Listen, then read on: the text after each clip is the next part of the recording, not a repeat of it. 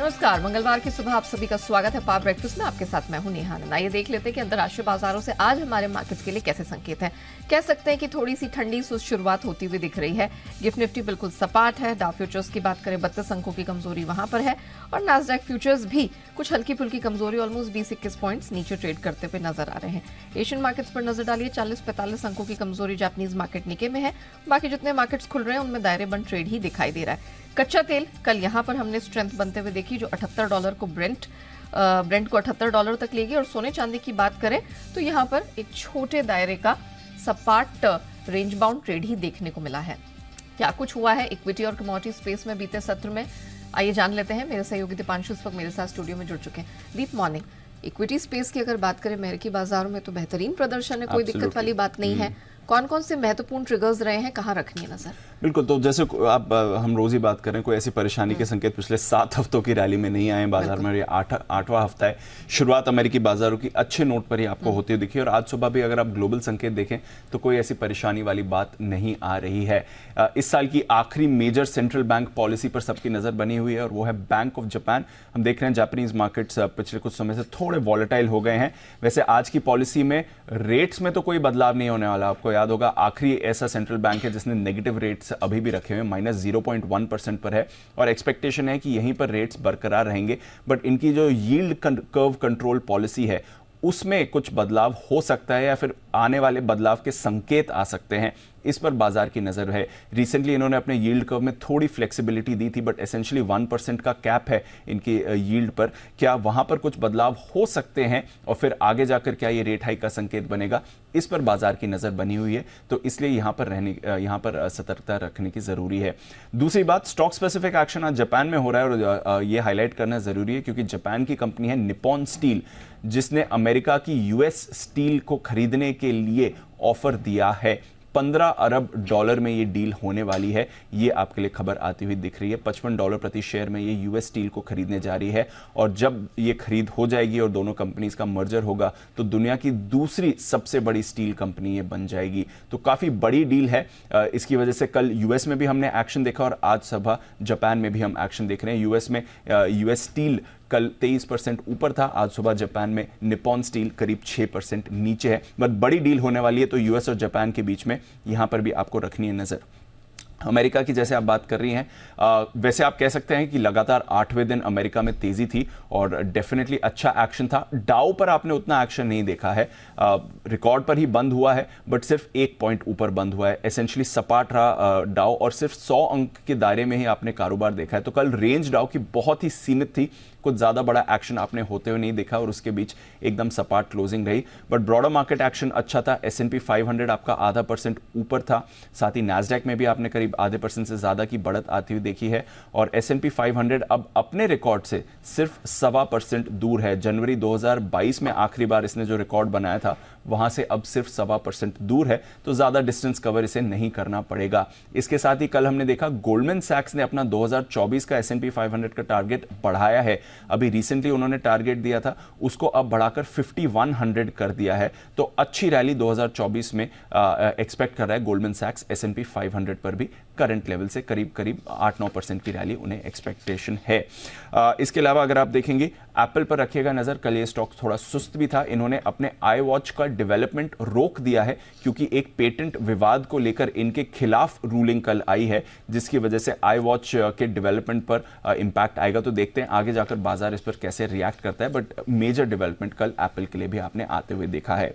Europe की बात करें उससे पहले एक वर्ड ऑफ कॉशन आ रहा है कुछ फेड के सदस्यों से। हम देख रहे हैं लगातार फेड पॉलिसी के बाद कई फेड मेंबर्स बाजार को बोलना चाह रहे हैं कि आप बहुत ज्यादा ओवर ऑप्टिमिस्टिक हो रहे हैं। ये उम्मीद जो आपने लगा ली है कि रेट कट्स आएंगे और अगले साल अग्रेसिव रेट कट्स आएंगे, ये थोड़ी आप समय से ज्यादा उम्मीद लगा रहे हैं। फेड ने फिलहाल इतना फैसला नहीं लिया है कि कब कब ये रेट कट करने वाले हैं। एक इंडिकेशन जरूर है कि अगले साल 5% की रेट कटौती होगी, बट इमीडिएटली रेट कट शुरू हो जाएंगे, 5% से ज्यादा रेट कट्स होंगे। इस पर फेड सदस्यों का कहना है कि बाजार बहुत ज्यादा ओवर ऑप्टिमिस्टिक हो रहा है और आपको अपनी एक्सपेक्टेशन कम करनी चाहिए। अब इन कमेंट्स को पिछले 2-3 दिनों से बाजार इग्नोर कर रहा है, बट लगातार कई फेड सदस्यों से ये वार्निंग आ रही है और कल भी 3 फेड सदस्यों ने बात करी थी और तीनों ने सिमिलर लाइंस पर कहा है कि आप बहुत ज्यादा ओवर ऑप्टिमिस्टिक हो रहे हैं रेट कट एक्सपेक्टेशंस को लेकर। हल्की सी बॉन्ड यील्ड में हमने बढ़त भी देखी थी, बट एसेंशियली बाजार ने इनकी कमेंट्री को कल पूरी तरह से इग्नोर किया। यूरोप में ठीक ठाक था, थोड़ा मिला जुला आपने कारोबार देखा है। कच्चे तेल में पिछले कुछ दिनों से हल्का हल्का रिबाउंड आ रहा है। कल भी हमने देखा करीब 2% कच्चा तेल ऊपर था और $78 के आसपास आपको ब्रेंट आते हुए दिख चुका है। तो 2 हफ्ते की ऊंचाई पर आपको कच्चा तेल आया है। वैसे तो कंफर्टेबल है, बट थोड़ा एक्शन है। सुस्त डॉलर है और जो रेड सी में प्रॉब्लम्स चल रही हैं उसकी वजह से क्या ग्लोबल मांग और ग्लोबल डिमांड सप्लाई पर असर पड़ सकता है, इसकी चिंता से भी थोड़ा कच्चे तेल में एक्शन आपने देखा है। सोना चांदी एसेंशियली दायरे में ही थे, बेस मेटल्स और एग्री में भी ठीक ठाक कारोबार दिखा। तो अच्छे संकेत हैं, स्टेबल संकेत हैं। आज बैंक ऑफ जापान की पॉलिसी पर हमारी नजर बनी हुई है और देखते हैं इसके अलावा बाजार का रिएक्शन कैसा रहता है। ओके, तो स्टेबल और ठीक ठाक संकेतों के बीच आज हमारे मार्केट्स कैसे रिएक्ट करेंगे, ये देखने वाली बात होगी। धन्यवाद दीप पूरी डिटेल के लिए। आइए अब जान लेते हैं कि आज आपको हमारे मार्केट्स में क्या रणनीति अपनानी है। इस पर बात करने के लिए जी बिजनेस के मैनेजिंग एडिटर अनिल सिंह भी हमारे साथ जुड़ चुके हैं।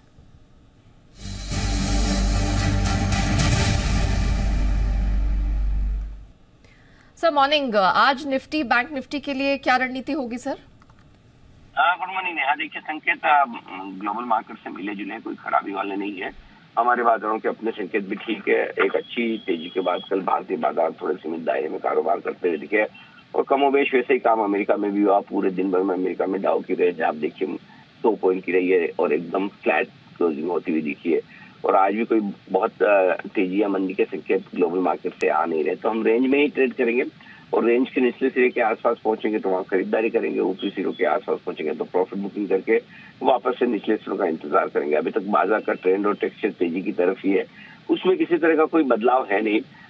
लंबे समय बाद कल एफआईएस की तरफ आंकड़े भी थोड़े से ठंडे होते हुए दिखे हैं, यानी कि एक अच्छे रनअप के बाद बाजार ऐसा लग रहा है कि थोड़ा कंसोलिडेट करना चाहते हैं, आगे बढ़ने से पहले थोड़ा सा समय यहाँ बिताना चाहते हैं और उसका फायदा आपको सही सपोर्ट लेवल पर खरीदारी करके करना है और वो लेवल है 21,225 से 21,300। निफ्टी के लिए आज अच्छे सपोर्ट का काम करेगा।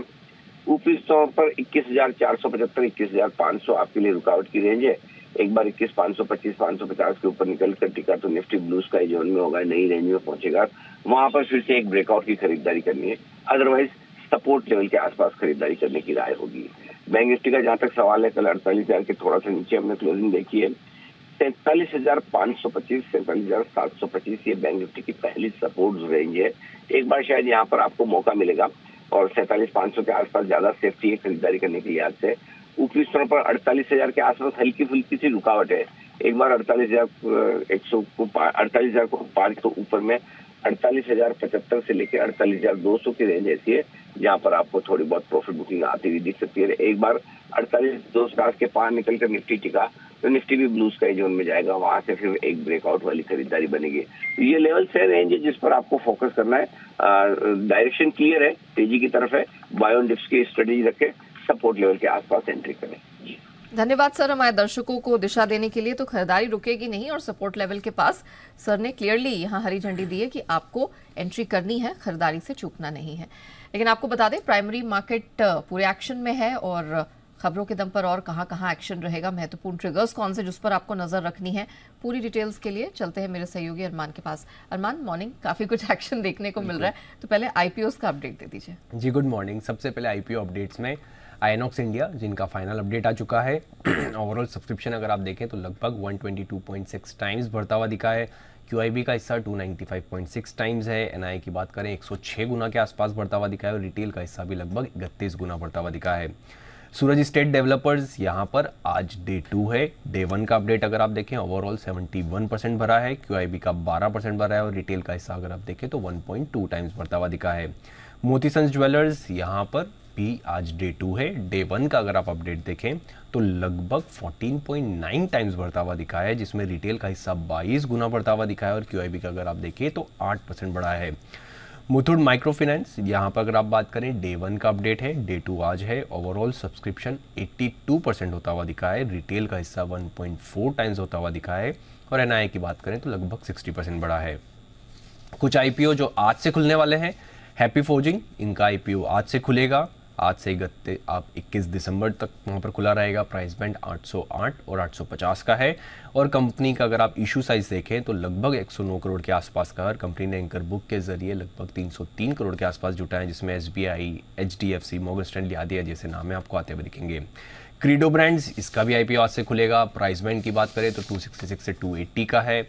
इशू साइज लगभग 550 करोड़ के आसपास का है और कंपनी ने एंकर बुक के जरिए 165 करोड़ जुटा है, जिसमें Nippon life, HSBC, Aditya Birla, Kotak Mahindra, Morgan Stanley आदि जैसे नाम हैं। और अंत में आरबीजेड ज्वेलर्स, इनका भी आईपीओ आज से खुलेगा। प्राइस बैंड 95-100 है और इशू साइज की बात करें 100 करोड़ का और कंपनी ने आईपीओ अगर एंकर बुक के जरिए 21 करोड़ जुटा है, जिसमें आपको पीजीआईएम, इंडिया इक्विटी, बोफा सिक्योरिटीज और नीजन अनडिस्कवर्ड वैल्यू फंड जैसे नाम है। आईपीओज में तो बहुत सारी हलचल है, बहुत सारे आईपीओज का आगमन होते हुए दिखाई दे रहा है। लेकिन अरमान बताइए, और कौन से महत्वपूर्ण ट्रिगर्स जहां रखनी है नजर, और खबरों के दम पर भी तो बहुत एक्शन होगा आज। बिल्कुल, आज ट्रिगर्स में सेटिन क्रेडिट केयर, यहाँ पर बोर्ड बैठक में क्यूआईपी के इशू प्राइस पर विचार किया जाएगा। एक्सप्रो इंडिया, यहाँ पर फंड जुटाने पर विचार किया जाएगा। बोरोसिल, ये ट्रांसफर होगा T22 सेगमेंट से रोलिंग सेगमेंट में। जैगल प्रीपेड ओशन सर्विसेज, इनका आईपीओ का 50% का एंकर लॉकिंग वो खत्म होता हुआ दिखेगा। खबरों पे अपोलो टायर्स, यहाँ पर आपको ध्यान रखना है क्योंकि अपोलो टायर में आज ब्लॉक डील संभव है। वाइट आइरिस इन्वेस्टमेंट अपसाइज ऑप्शन के जरिए लगभग 1.9 करोड़ के आसपास शेयर, जो कि 3% हिस्सा वो बेच सकती है। और अगर आप देखें तो फ्लोर प्राइस 440 रुपये प्रति शेयर का है, जो कि अगर आप मौजूदा भाव देखें उससे 2% डिस्काउंट पर है। कैनस्टैक, यहाँ पर क्यूआईपी कल से शुरू हुआ था। इसमें फ्लोर प्राइस अगर आप देखें तो 2449.96 मतलब लगभग 2450 के आसपास का है। और अगर फ्लोर प्राइस पे बात करें, फ्लोर प्राइस पे 5% डिस्काउंट से है जो कंपनी ये डील जो है यहाँ पर अगर आप क्यूआईपी जो है हो रहा है। उसी के साथ साथ ऑयल, गैस और एविएशन स्टॉक्स, यहाँ पर आपको ध्यान रखना है क्योंकि सरकार ने घरेलू कच्चे तेल के एक्सपोर्ट पर विंडफॉल गेन टैक्स 5,000 रुपये प्रति टन से घटाकर 1,300 रुपये प्रति टन किया है। वहीं डीजल की बात करें तो वहाँ पर अतिरिक्त ड्यूटी 1 रुपये प्रति लीटर से घटाकर 0.5 रुपये प्रति लीटर यहाँ पर कर दी है और एटीएफ पर ड्यूटी को ₹1 प्रति लीटर यहाँ पर कर दिया है। दिव्यानी इंटरनेशनल, कंपनी की सब्सिडरी दिव्यानी इंटरनेशनल दुबई ने शेयर परचेज एग्रीमेंट किया है, जिसमें सब्सिडरी थाईलैंड के रेस्टोरेंट्स डेवलपमेंट में हिस्सेदारी खरीदेगी और ट्रांजैक्शन का कुल अगर आप देखें तो लगभग 1065 करोड़ के आसपास में होगा। PNC Infratech, company Madhya Pradesh में western Bhopal bypass 4 lane highway जो है वो रोड प्रोजेक्ट के लिए L1 बीडर घोषित होती हुई दिखी है। अगर अमाउंट देखें तो लगभग 1175 करोड़ के आसपास का है। वेदांता 11 रुपये प्रति शेयर इंटरिम डिविडेंड का ऐलान करते हुए दिखे हैं। और उसी के साथ साथ अगर आप सन फार्मा की बात करें तो वहाँ पर कंपनी ने एक कंपनी है उसके अगर आप देखें उसमें हिस्सा खरीद के लिए उन्होंने करार किया है और लगभग 250 करोड़ के आसपास में हिस्सा खरीदेंगे। 16.7% जो है हिस्सा वो इस कंपनी में खरीदेंगे। इरकॉन इंटरनेशनल, कंपनी के पक्ष में आईसीसी ने 103 करोड़ का अवार्ड दिया है, जब 116 करोड़ के आसपास का उन्होंने दावा दिया था, उसके बदले अगर आप देखें 103 करोड़ के आसपास का उनको अवार्ड मिलता हुआ दिखा है। साउथ इंडियन बैंक, 27 दिसंबर को बोर्ड बैठक होगी जिसमें प्रेफरेंशियल इश्यू, प्राइवेट प्लेसमेंट और आदि अन्य के माध्यम से फंड जुटाने पर विचार किया जाएगा। और अंत में आईडीएफसी फर्स्ट बैंक, यहाँ पर आईडीएफसी फर्स्ट बैंक के साथ आईडीएफसी के मर्जर को आरबीआई की मंजूरी मिलती हुई दिखी है। आरबीआई से मर्जर के लिए नो आर्बिट्रेशन सर्टिफिकेशन वो मिला है। चलिए, तो ये वो ट्रिगर्स हैं जो इम्पैक्ट डालेंगे आज के मार्केट और ट्रेडिंग सेशन पे। ऑफ कोर्स खबरों के दम पर ये वो स्टॉक्स हैं जिन पर आपको खास नजर रखनी है। धन्यवाद अरमान पूरी डिटेल के लिए। आइए अब मार्केट के जो एक्सपर्ट्स हैं उनकी भी राय जान लेते हैं। इक्विटी स्पेस में आपको क्या करना है जानने के लिए भाविन शाह जी हमारे साथ जुड़ चुके हैं। भाविन जी, मॉर्निंग सर। जरा बताइए कि कौन से सेक्टर्स आज आपके रिडार पर है और कौन से स्टॉक्स हैं जिनमें आपको बेहतरीन कमाई के मौके आज नजर आ रहे हैं। जी, गुड मॉर्निंग नेहा जी। हम देख रहे हैं ओवरऑल 2 सेक्टर है जिसमें बहुत ही अच्छा मोमेंटम दिखता हुआ आ रहा है। एक है कैपिटल गुड्स में, जिसमें सीमेंट है, क्यूमिन्स है, एबीबी सब में बहुत ही अच्छा मोमेंटम बिल्ड हुआ है और अच्छा मूव भी आ रहा है। तो मेरा पहला पिक है कैपिटल गुड्स क्षेत्र में एबीबी लिमिटेड। उसमें एक बहुत ही शानदार पैटर्न बनी है, पोलैंड फ्लैग पैटर्न कहते हैं, और उसका एक बुलिश इम्प्लीकेशन होता है जिससे प्राइस बहुत एक फास्ट मोमेंटम में मिलता है।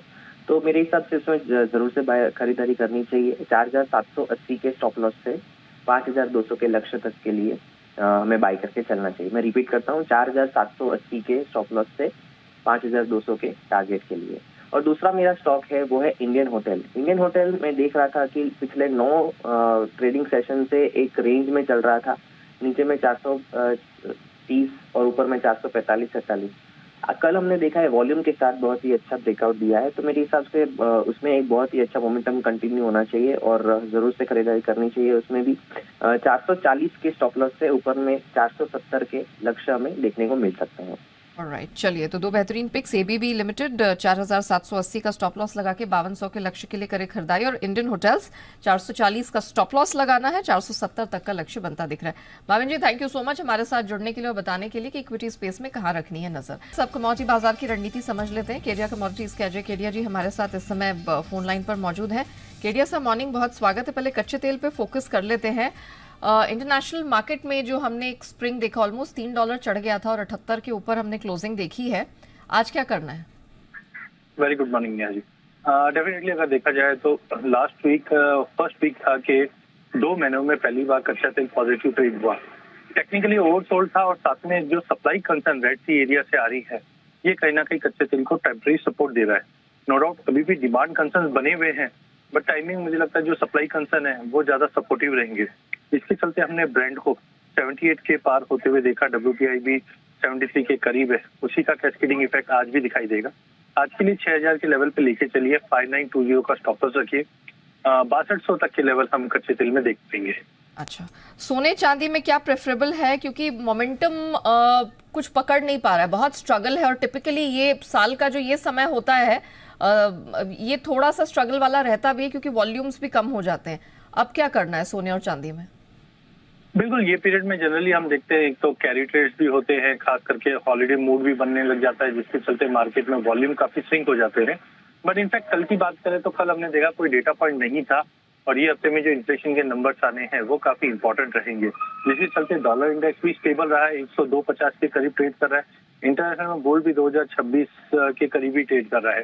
तो आई थिंक मार्केट आज भी इन लार्ज अगर हम देखें तो एक रेंज में ही रहेगा, बट कुल मिला के एक प्रॉफिट बुकिंग ड्यू है गोल्ड में अभी भी, क्योंकि जो बड़े फैक्टर्स थे इंटरेस्ट रेट को लेके वो सब डिस्काउंट हो चुके हैं। तो आज के लिए 62,350 पे गोल्ड को बेचना है, 62,550 का स्टॉप लॉस रखिए, 61,950 का टारगेट गोल्ड में रहेगा। वहीं अगर चांदी की भी अगर बात करें तो गोल्ड सिल्वर रेशियो 85 के करीब है और थोड़ा ड्रॉप दिखा रहा है, जिसका मतलब है गोल्ड के मुकाबले चांदी थोड़ा सा स्टेबल रहेगा। तो कल के सेशन में हमने देखा प्राइस रेंज बाउंड ही था, आज के लिए 74,700 पे बेचना है, 75,200 का स्टॉप लॉस रहेगा, 73,800 का टारगेट हम चांदी में भी देख पाएंगे। एक बार आप स्टॉप लॉस रिपीट करेंगे? आपने कहा 74,700 में सेल करना है। 74,700 में सेल करना है, 75,200 का स्टॉप लॉस रहेगा, 73,800 का टारगेट रहेगा। Okay, Kedia ji, thank you so much sir बताने के लिए कि आज क्या क्या रणनीति अपनानी है। कच्चे तेल में थोड़ी खरीदारी ऑफ कोर्स की जा सकती है 6200 के टारगेट के लिए, लेकिन सोना चांदी ऊपरी स्तरों पर बेच के चलने की ही रिकमेंडेशन फिलहाल निकल कर आ रही है। तो ये राय आपके लिए बनती हुई फिलहाल कमोडिटी मार्केट में। लेकिन आइए अब बात करते हैं FIR यानी FI इन्वेस्टमेंट रिपोर्ट्स की, और जान लेते हैं कि जो फॉरेन ब्रोकरेजेस है उनकी नजर आज कौन कौन से स्टॉक्स पर है। तो ITC सबसे पहले रेडार पर है। जेफरीज की तरफ से खरीदारी की सलाह आ रही है, टारगेट 530 का वो दे रहे हैं। और मॉर्गन स्टैनली आज RIL पर, रिलायंस इंडस्ट्रीज पर फोकस करके चल रहे हैं। ओवरवेट का स्टैंस बरकरार है और इनकी तरफ से लक्ष्य आया है 2821। चलिए अब बात कर लेते हैं सूरज एस्टेट डेवलपर्स के IPO की, क्योंकि इसका आज है दूसरा दिन। IPO पर जी बिजनेस के मैनेजिंग एडिटर अनिल सिंघवी की क्या राय है, आपको भी सुनाते हैं।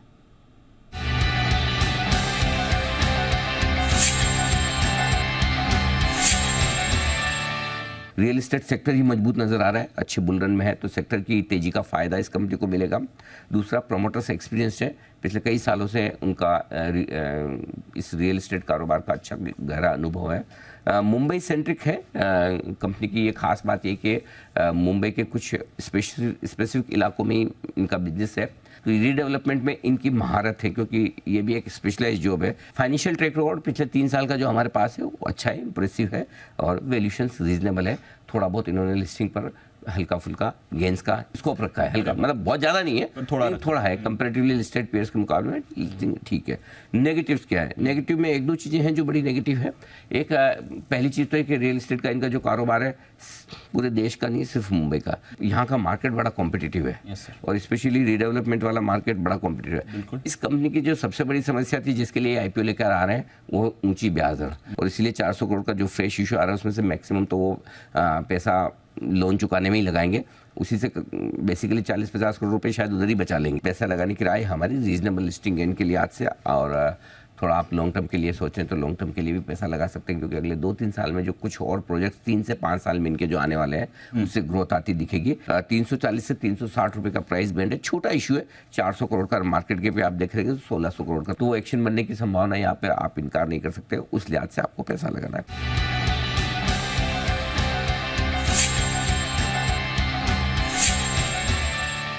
चलिए इसी के साथ पावर ब्रेकफास्ट को हम यही रैप अप करते हैं, लेकिन बने रहिएगा जी बिजनेस के साथ।